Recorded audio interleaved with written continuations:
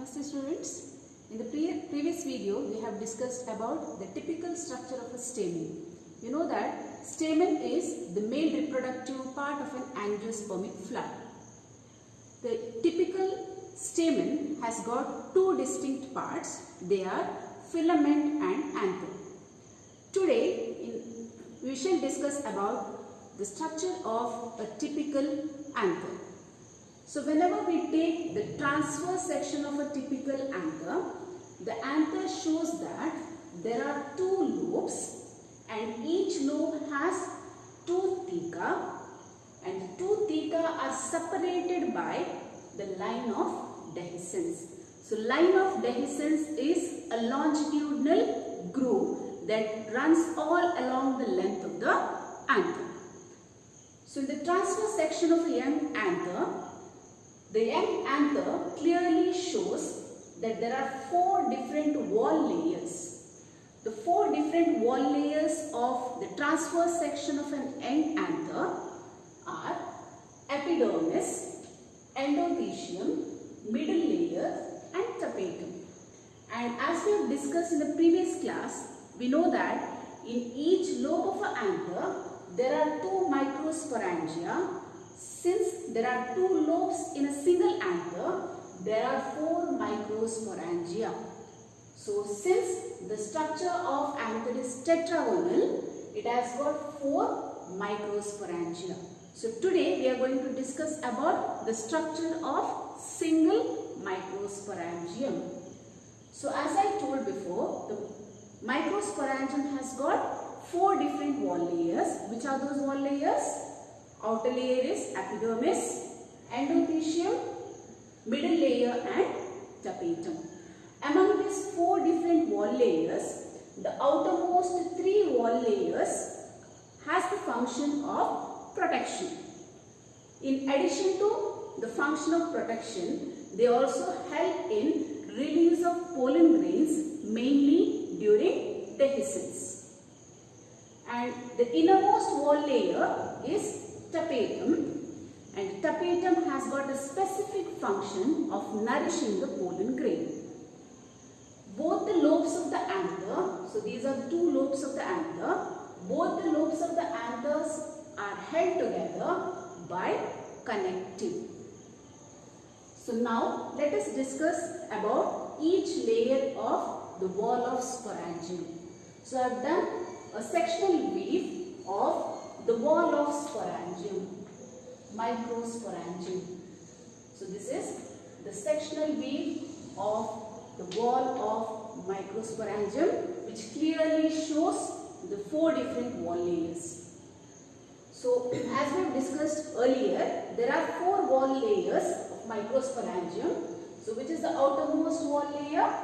The outermost wall layer is epidermis.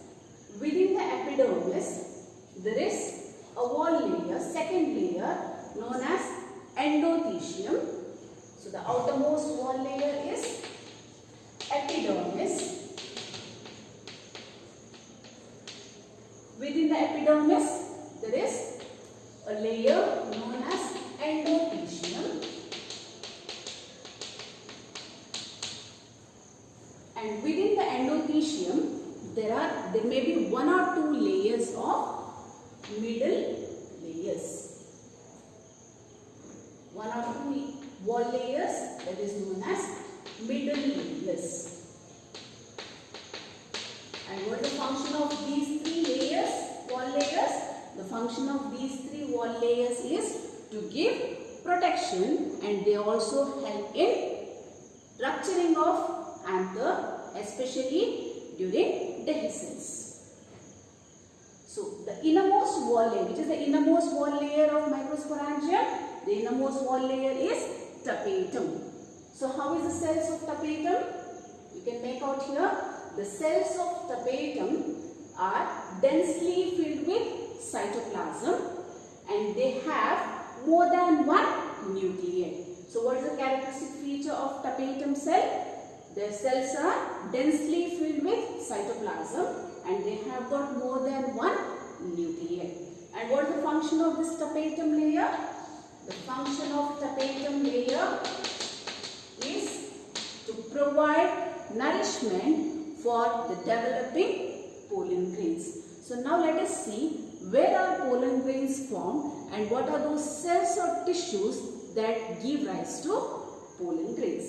So as you see here, within these 4 wall layers of microsporangium, there are compactly arranged tissues or compactly arranged cells, and all these compactly arranged cells within the microsporangium is called sporogenous tissue.